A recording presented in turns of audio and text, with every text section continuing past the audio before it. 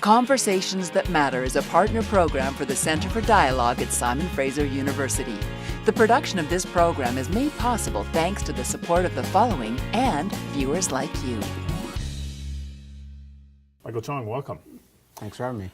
My pleasure. You know, it's interesting having you here. I know that you're in the midst of a political campaign to try and become the leader of the Conservative Party, and we'll kind of get to that. But what fascinates me about you and our own relationship with ourselves as Canadians is, what does it mean to be a Canadian now?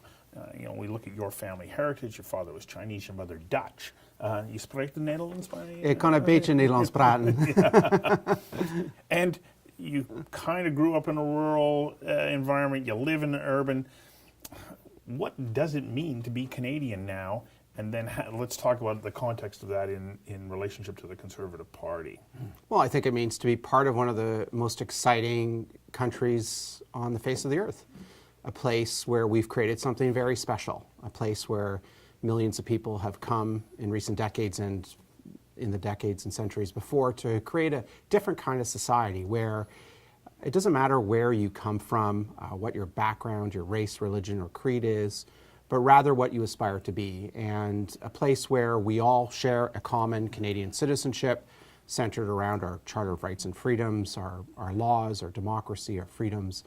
So we've built something here pretty special that we need to protect, but also enhance. Well, I think that view is true if you have an inclusive perspective, but not everybody does. And there are even people who are running for the leadership of your party who don't see what it means to be Canadian in that light. So how do we move towards that and also recognize that, you know, as an inclusive society, it also brings with it some challenges? Absolutely. Look, you know, as a political leader, there's two ways to debate immigration. There's two ways to talk about immigration. One is to play to people's dark fears about immigrants, which is not constructive. The other is to say, look, we have to be constructive about our immigration policy. It's too important a public policy file to play politics with. I think it's perfectly acceptable to have a debate about how to strengthen our immigration system, but what we have to be careful about as political leaders is that we don't play to people's dark fears about immigration, that we don't play to anti-immigrant prejudice. But if we look at the Canadian history, there has been that fear for a long period of time.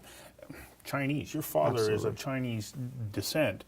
Up until 1964, the challenges of being Chinese and coming to Canada, living here and having rights and freedoms, they were limited. And yet since then, we've opened our arms to the people of the world and said, now come and join us in the building of a truly blessed nation. But there are people who are going, oh yeah, but we've made lots of mistakes and it really hasn't been worth it.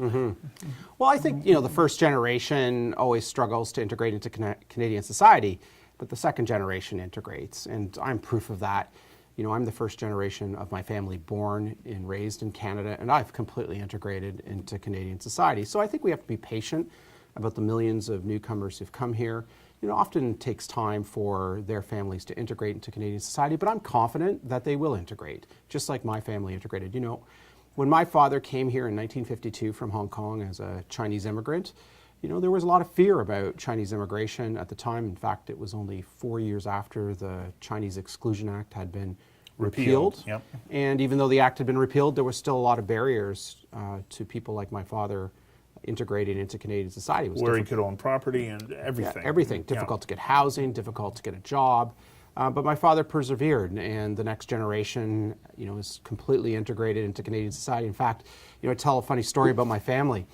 My father, being born and raised in Hong Kong, his first language was Chinese, was Cantonese.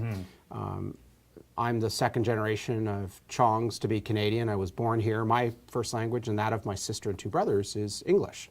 My youngest brother, who's a British Columbian, who lives in Cranbrook, he married a Francophone.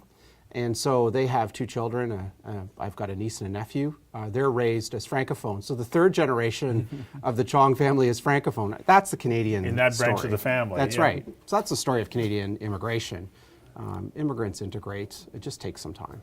So when we take a look at the crisis that unfolded in Syria, and we had, I think it was 6.5 million people that were displaced either internally in Syria or were leaving the country, did we do a good job of stepping up to the plate and reaching out as the United Nations High Commission on Refugees had suggested we have a responsibility to do? I think Canada has been very generous in accepting Syrian refugees. I think there have been challenges in the last year in integrating those refugees because of the high volumes. And so I think whatever policy we have in place, it has to be with the view to ensuring that we have sufficient resources in place to handle the intake of refugees. Because if we don't, not only do we undermine public support for a refugee policy, which is among the most generous in the world, but we also don't do any service to the refugees themselves.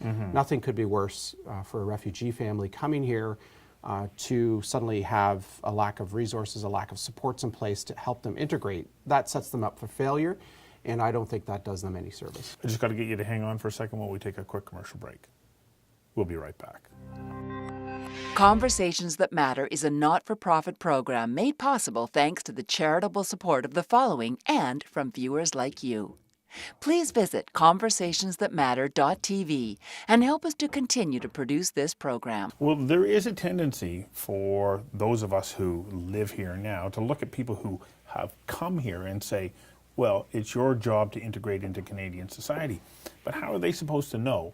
And in a situation where we're bringing in refugees, what responsibility do we have to them to understand what those challenges are going to be and what are the living conditions that they're going to require? Yeah, I think on the immigration side of the equation, immigrants have a responsibility to integrate into Canadian society. But I think with the refugee stream of people coming here, it's a little different. They're coming from war-torn countries, often from situations where they've been shell-shocked, subject to horrific events that few of us can imagine. And so I think they need special support coming in, and that's what the government currently provides. So I think we have to look at immigration differently than refugees, where we're admitting people on the basis of compassionate and humanitarian grounds. When it comes to immigration, what's your perspective on how open we need to be? Because it's my understanding that if we're not bringing people into Canada, we're not going to grow.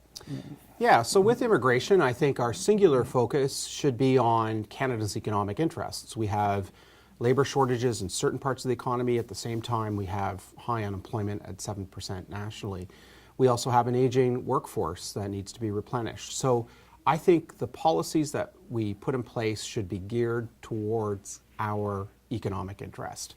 And the numbers of immigrants we admit every year should be based on that singular economic focus. And I think that not only helps Canadians here at large in terms of accomplishing our economic goals, it also helps immigrants. The best way for an immigrant to integrate into Canadian society is to enter the workforce quickly and to have a productive job where they can contribute to not only our society but to their furtherment of their families. But we have a considerable number of barriers that are in place. You can see highly educated and trained people from other countries say, okay, I take you up on that invitation, Canada. They come here, and then finding work in their respective careers can become the kind of challenge that makes them go back home because they come up against regulatory organizations or associations or whatever it is that stands in the way, and then they say, you know, the allure of the Canadian experience isn't quite what I thought it was.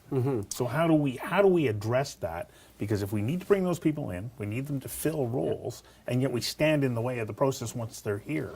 Yeah, so this is a complex policy issue because most of the professions are regulated by provinces and by provincial self-governing bodies like engineering, medicine, nursing, the law, a whole range of professions. So I think what the federal government can do is provide information to would-be immigrants to Canada to make it clear what their credentials are worth if they are to come here and the path that they need to pursue in order to become recognized in Canada for their education and their credentials. If we do that, I think we'll avoid that problem of immigrants coming here and being, being surprised or being disappointed about their entry and their lack of recognition for their credentials. So when we're looking at immigrants, are we looking at the worker class, those people who are going to come and take those jobs that most Canadians don't want to do? Or is it a mix of also bringing in entrepreneurs who are saying, I'm going to come here and create business and actually hire people as well? I think it's both. I think we have labor shortages in both parts of our economy.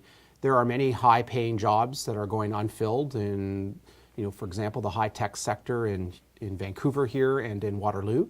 And in that case, I think we need to speed up a program called Express Entry. I've heard from many employers in this country that it's difficult to get approvals, to get people into the country to fill these positions which are currently being unfilled. So the government needs to speed up that process to allow employers who have jobs that are unfilled to fill those jobs with productive immigrants. On the other hand, there are many minimum wage jobs in this country that are going unfilled because of labor shortages, and we also need to ensure that those jobs are being filled. And yet there are people who say, yeah, but when you start to bring in people on those numbers, the nature of being a Canadian changes. I'm not convinced that that's true. I'm going to give you my own bias on this. I actually think that Canada changes people far more than they change Canada. That we do have a good cultural foundation. I agree with you entirely. Yeah. My family, I agree. I couldn't agree with you more. My family is a good example of that. I can't, and my brothers and sister can't speak Chinese. My father was the first generation. He was Chinese speaking as his first language.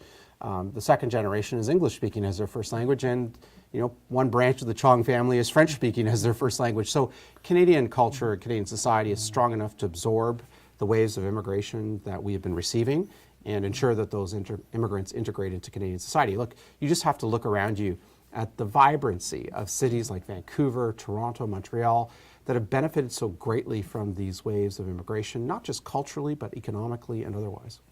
This is our second break. We'll be back in a moment. Conversations That Matter is a not-for-profit program made possible thanks to the charitable support of the following and from viewers like you. Please visit conversationsthatmatter.tv and help us to continue to produce this program. I can hear people here in Vancouver in particular saying, well, hang on just a second there, Mr. Chong. We've had a wave of people come from Asia and in particular China with lots of money, and they have had a significant impact on the housing market. And as a result, there's been quite a backlash. All of a sudden, there's this knee-jerk reaction from the provincial government that says, we're going to clamp down on that.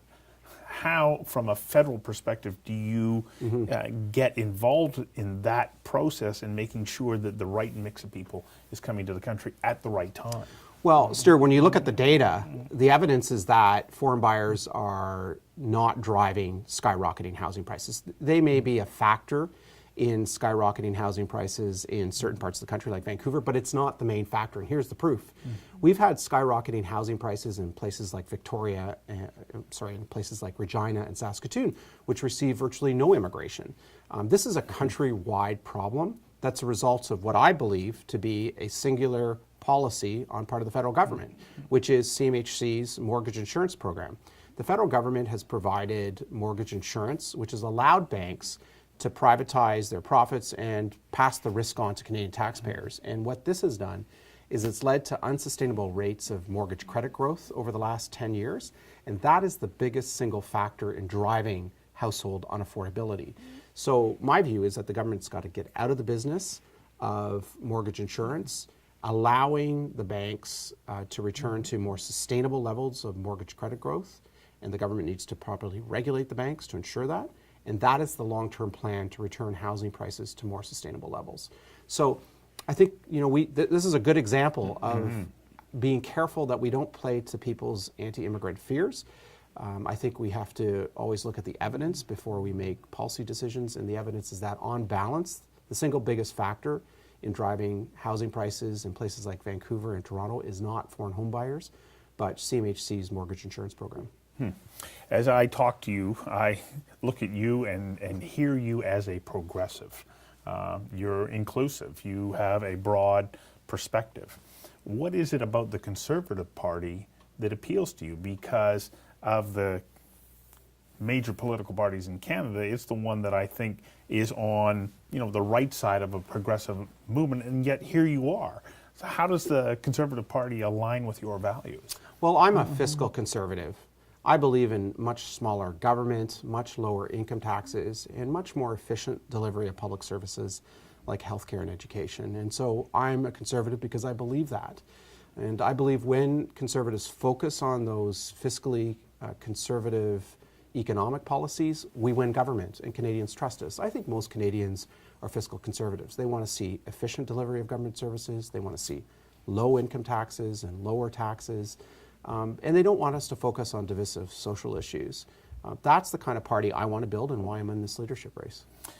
That almost sounds like a description of the Liberal Party back in the 1990s under former Prime Minister Jean Chrétien. I think that he would probably say, oh, that was me too. Is that what Canadians want?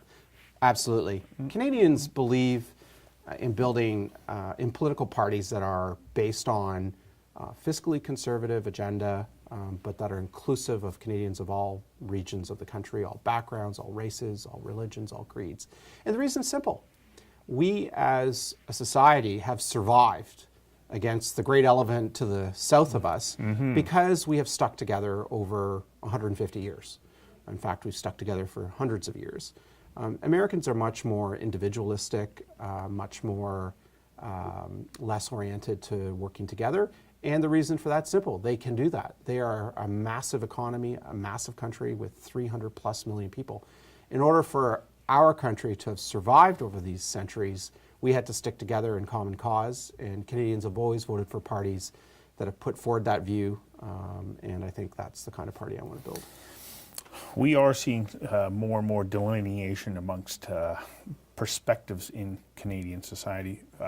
When a group doesn't agree with a public policy decision, they are quick to go out and vocally protest, physically protest. We've just seen the Kinder Morgan decision from the Prime Minister's office. And that's one that when you have sort of a vocal social media, you would say, wow, okay, that's a bit of a risky decision. How are you going to deal with that kind of environment where the people are saying, but you have to have social license, when in fact that's not necessarily the way that government is supposed to run? Well, quite simply, I think we need to do two things. First, we need to have a credible policy to reduce emissions. It's one of the reasons why I'm in this leadership race. I'm proposing the BC model. I think British Columbia has actually gotten this issue right over the last 10 years. Gordon Campbell's government in 2008 introduced a revenue-neutral carbon tax where every bit of those revenues was used to reduce personal and corporate income taxes. And as a result, BC today has some of the lowest income taxes, has the lowest income taxes in the country, and yet it has the fastest growing economy, while at the same time they've reduced emissions compared to a business as usual track. So I want to take that BC model and export it to the rest of the country. We can learn a great deal from the way British Columbians have dealt with this problem. The second thing we need to do is that we do need to see the construction of new east-west pipelines, and here's why. This is not an issue just for the oil and gas sector in Alberta. This is not just an issue for Western Prairie provinces like Alberta and Saskatchewan. This is a Canadian issue. We live in a country, and in a country, citizens have the right to move freely across internal borders, provincial boundaries, without being hindered or impeded. And in a country, provinces which own the resources, especially landlocked provinces like Alberta and Saskatchewan, have the right to get their products to international markets. That is a foundation of what it means to be a country. And so we as Canadians need to understand that provinces like Alberta and Saskatchewan have the right to get their resources to market, just like British Columbians have the right to get their resources to international markets. So to me, this is not just an economic issue, it's more foundationally a Canadian issue about who we are as a country and the ties that bind us together. Final break, and we'll be right back. Conversations That Matter is a not-for-profit program made possible thanks to the charitable support of the following and from viewers like you.